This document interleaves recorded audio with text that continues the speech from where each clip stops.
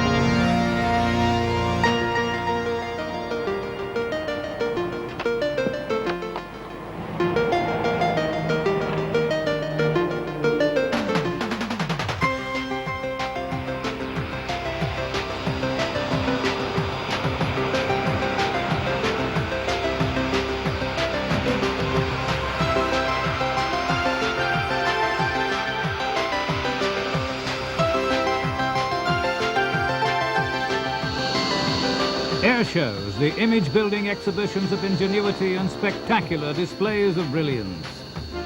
All of these superlatives were heightened by the graceful arrival over Durban's Virginia Airport of South African Airways' brand new Jumbo 747-400.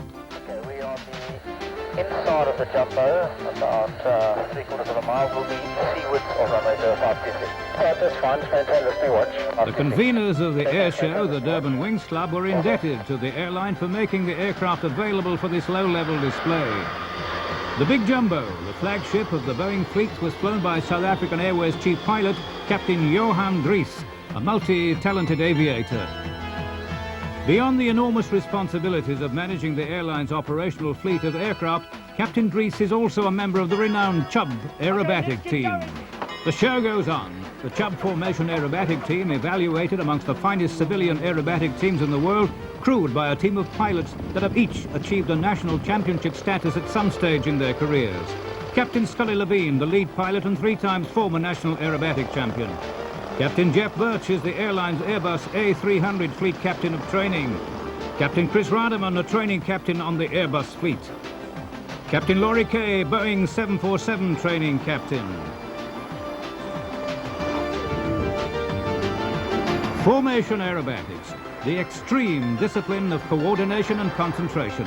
Flown with unique military precision, the Impala jet aircraft of the South African Air Force cracked Silver Falcon team joined the jamboree of thrilling displays of aviation showmanship at selected air shows only.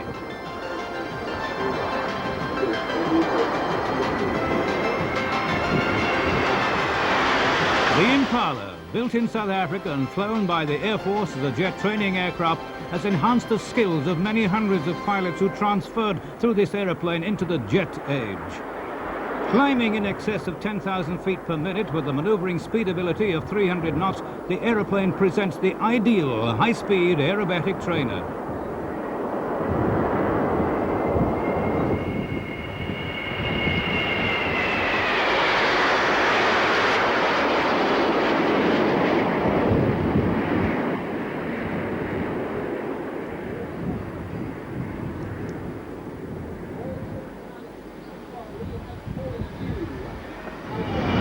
The technique of flying aerobatics in jet aircraft differs vastly from that of slower piston power aeroplanes. There had previously never been an attempt to combine jet aircraft in formation with piston engine aeroplanes, but the challenge was put to the pilots of the Air Force and the civilian Chubb team to create this unusual amalgamation. Well, initially it was difficult to think how are you going to be able to control the aircraft at a speed which is about up to 150 knots slower than the speed we normally fly aerobatics at. And you had to think to yourself, well, how is the aircraft going to control at a low speed? we obviously did trials on it to feel the difference in controllability of the aircraft. And then all of a sudden you realize that you're not only flying with different aircraft in different configurations and different speed bands, but there's also a lot of attention drawn to the formation. So that puts quite a bit of stress on the pilots. Flying dissimilar aircraft presented a challenge, and months were spent in planning the details of incorporating the top three teams in one formation. We've been thinking about this now for about 2 or 3 months. The leaders of the various teams got together at Lanseria. We did a big planning session. We went up, we flew with the 3 aircraft only together to see the best combinations. And then once we'd landed it and discussed it in detail, we went and wrote a full briefing. Our briefing is about 10, 11 pages, which explains in explicit detail exactly who must fly where, what must be done in the event of emergencies, what must be done in order to keep the whole thing safe and keep the thing functioning efficiently. Commandant Pierre Duplessis led this historic formation. It's the first time that the 3 top aerobatic teams in the country actually flew together in a mass formation, and it's never been done before. That never been done in South Africa or in the world? Is there anything? I think in the world teams have combined to fly mass formations, but it's a first for South Africa. What is particularly unique about Luca? It does sound unique, but explain why. All the top aerobatic pilots or formation aerobatic pilots in this country have been trained by the South African Air Force, and some of them, as you've seen, are now flying in civilian teams, particularly the Chubb aerobatic team, have all been ex-South African Air Force members, and that's why it is an historic occasion for us.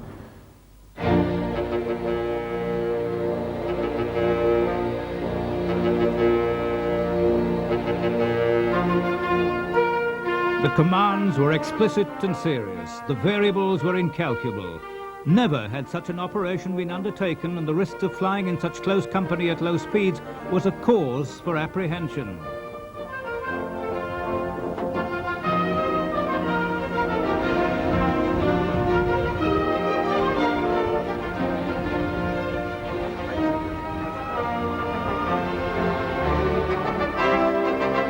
While all possible contingencies had been catered for, the intrigue that surrounds the military event began to unfold. Operation Formation was in full swing.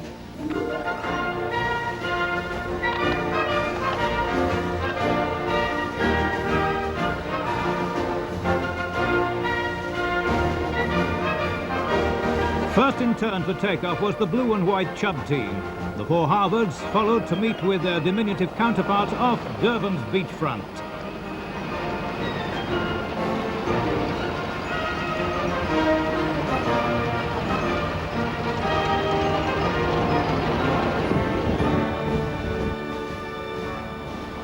And maneuvering impressively into position, the Silver Falcons were dispatched to the rendezvous area.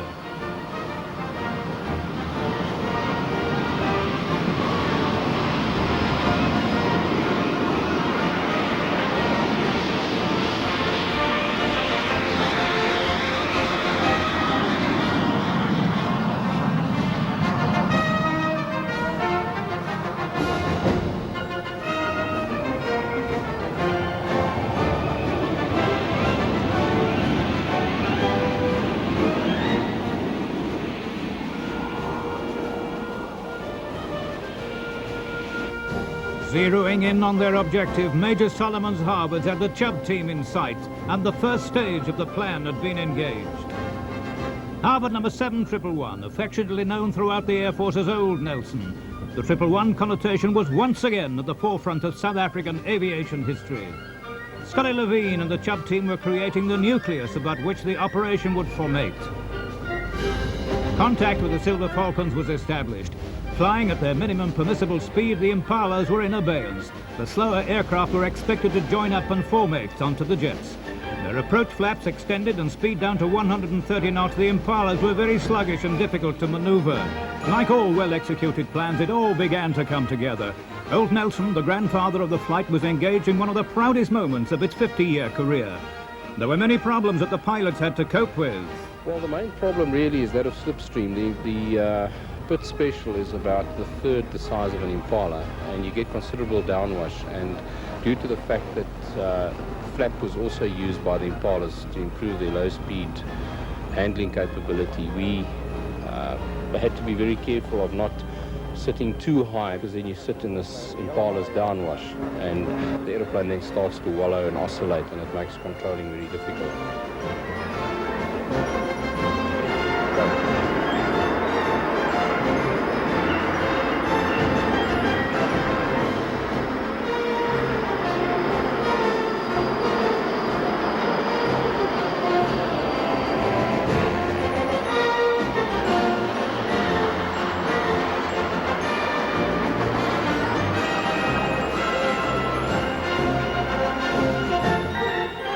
It was a proud moment and personal triumph for Major Solomon.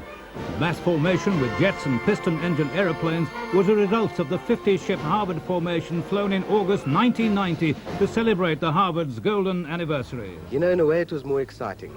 With a 50-ship, we had all similar aircraft. We didn't really have the unexpected element of how are the aircraft going to perform together. So from the point of view of predictability, I think that the 50-ship was more predictable than this. But once this was up, and possibly once again because the experience level of all the people flying in it, it came together a lot easier than we thought. But beforehand we were all a little nervous. We didn't know what to expect.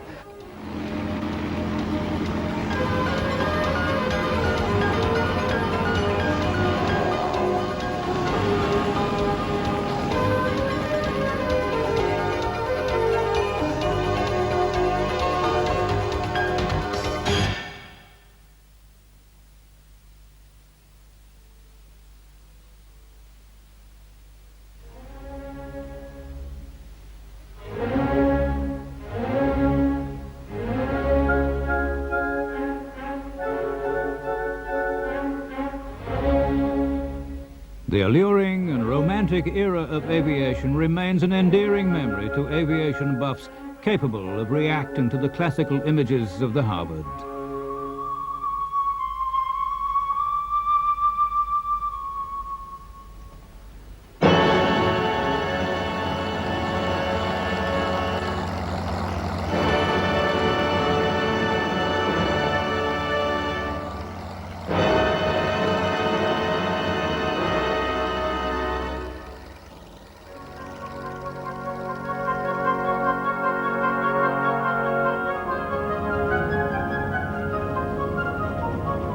Graceful in appearance, but undeniably machoistic, the cacophony of sounds reverberating from the 9-cylinder Pratt & Whitney radial engine has symphonic overtones to its ardent admirers.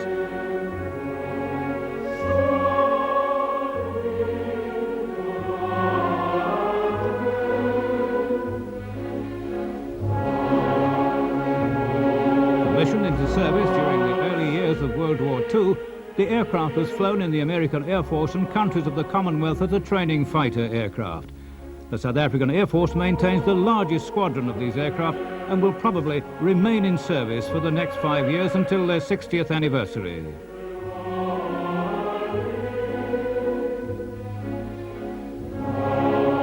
Almost every pilot that trained in the South African Air Force since the early 40s will remember the idiosyncrasies the aircraft presented to challenge their worth.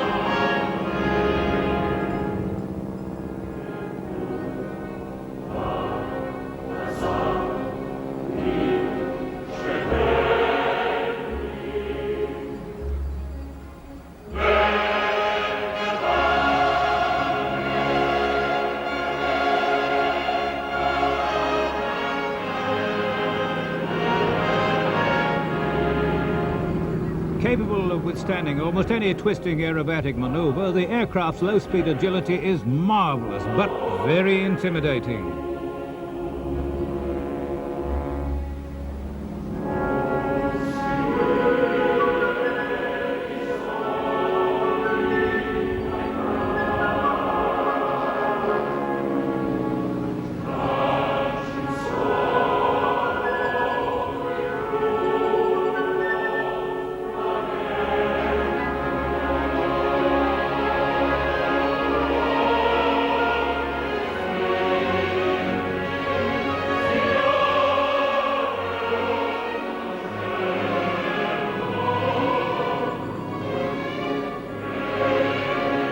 Forming in perfect unity, the performance by the instructors of Central Flying School Donata has enhanced the skills of aviation that have been handed down through 2 generations to the pilots now flying modern high-tech machines. The team of dedicated flying instructors that presented the harbours in a display of aerial ballet are Major Johann Linder, trained as a helicopter pilot for the Air Force before returning to harbours as an instructor. Captain Colin Gibson has also been part of the team for a year, previously flew light aircraft. Captain Tyrone Werner represents the team in the 4-ship formation and flies the solo display. Major Ian Solomon has led and developed the team with remarkable skill for 3 years. As chief flying instructor, he has acquired more than 2,500 hours on Harvards.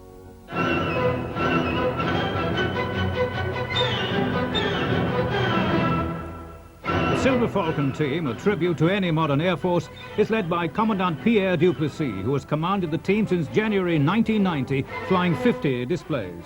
Captain Mike Bates is 30 years old with extensive experience on both the Mark I and the Mark II Impalas.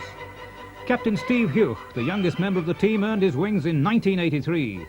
Captain Barney Paree is the flight commander of testing and evaluation at 83 Jet Flying School. Captain Francois Naudet is a Category A flying instructor. He earned his wings flying Harvards in 1984.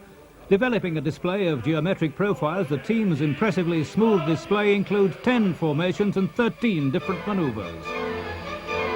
A gentle 10-knot crosswind was blowing across the runway as the first of the Silver Falcons lined up on the runway to present a dramatic display of jet formation aerobatics.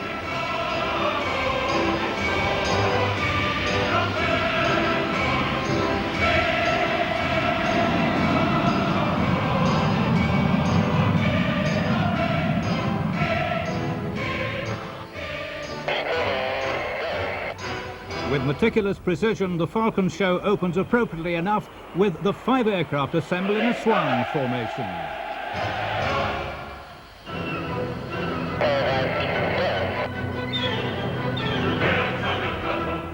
Diving at 900 kilometers an hour and pulling the aircraft up through 4.5 times its gravitational weight, the physical toll on the pilot's metabolism is exhausting.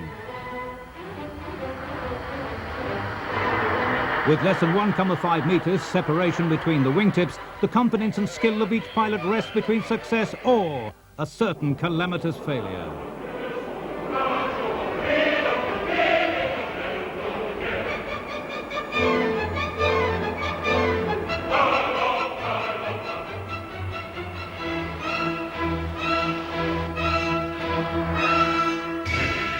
Captain Steve Hughes' well-rehearsed solo display, a dramatic encounter with adverse physical forces, pushes the aircraft to the limit of acceptable safety, falling out of the sky and recovering from a Humpty Dump stall. A polished performance by Captain Hughes.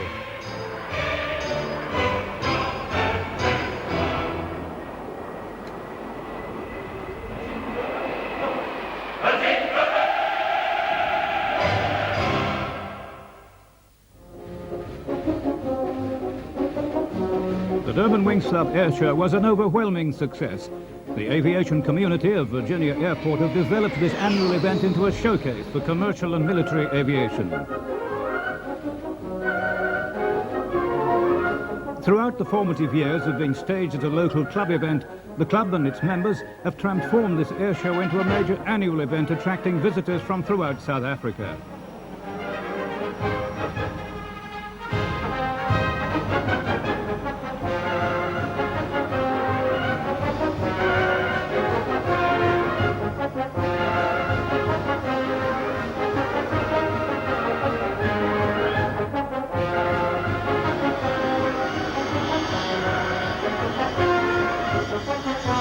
international atmosphere has developed into the show's repertoire. The Chubb Formation aerobatic team recently cast their die in other quarters. Well, we were fortunate enough. We went over to South America, to Chile, as guests of the Halcones, the Chilean Air Force Formation aerobatic team.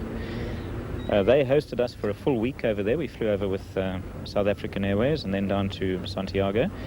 And we were privileged enough to actually fly in the cockpits with the chaps when they were actually flying the aircraft. It was an outstanding experience, there's no doubt about it. They are probably the finest military piston engine formation aerobatic team in the world today. And although it wasn't an official visit as military chaps going over to a military setup, they treated us as VIPs over there.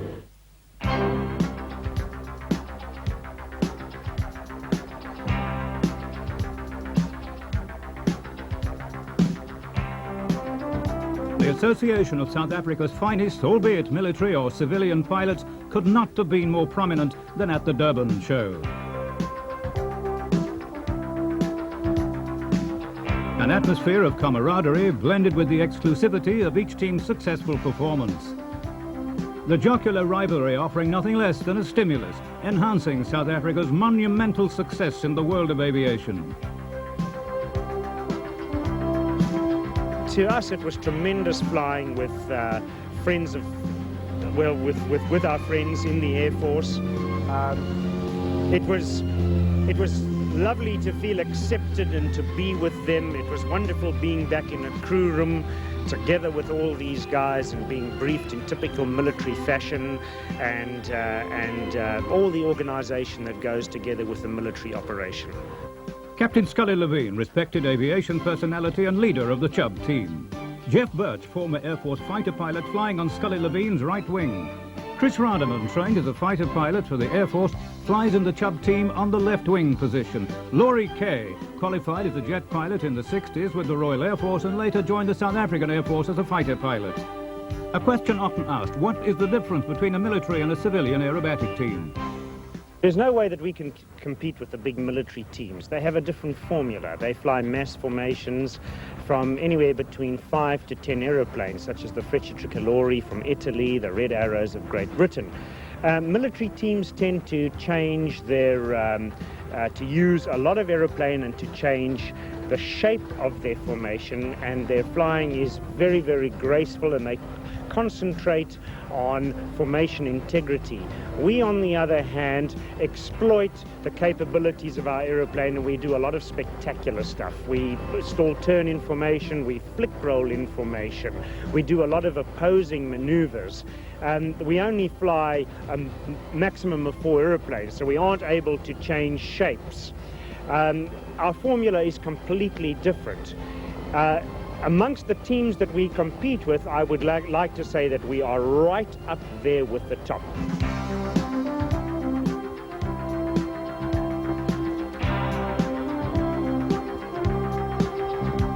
Traffic is ready. Chaps, clear takeoff. Wind southwesterly at 5 to 10 knots. Advise when you're finished. So can we go to 3? AFib. Chap, go 1, 2.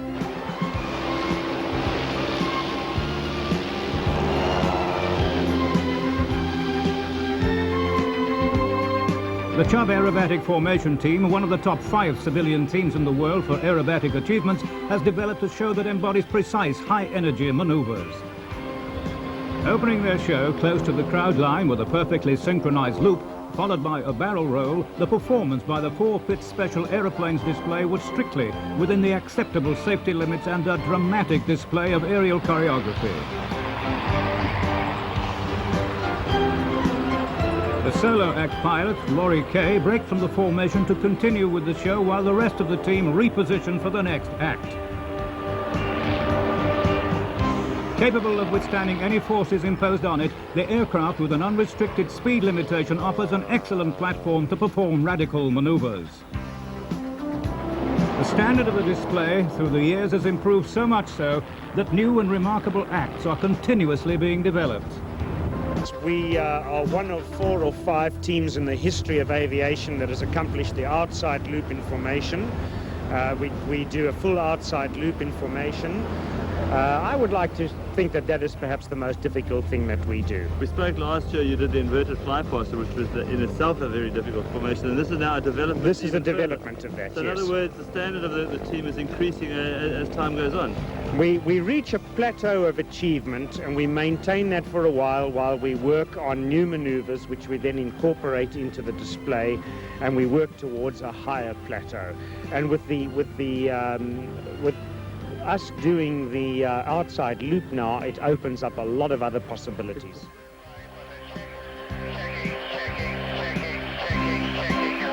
Described as the most difficult of maneuvers, aerobatics in inverted formation creates entirely different dimensions. Pitching upwards toward the vertical and outside loop, the control column is pushed hard forward. The effect of negative gravity causes a rush of blood to the head. Instead of being forced into their seats, the pilots hang tenuously in their seat belts at 3 to 4 times their body weight.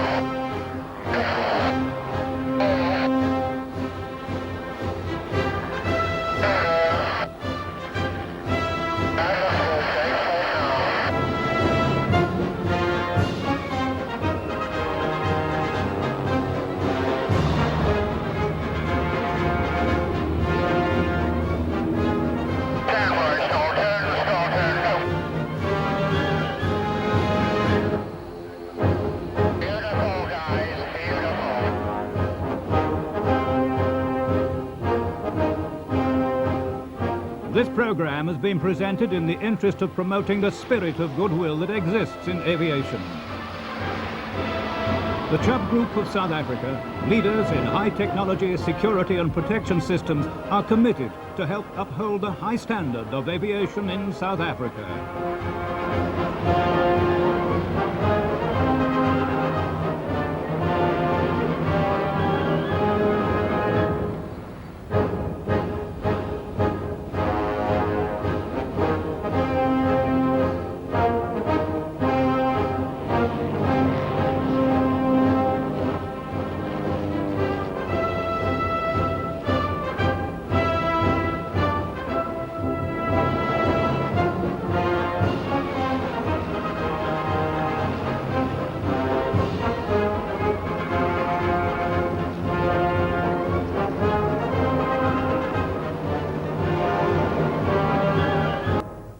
So nice to meet you, Hattie.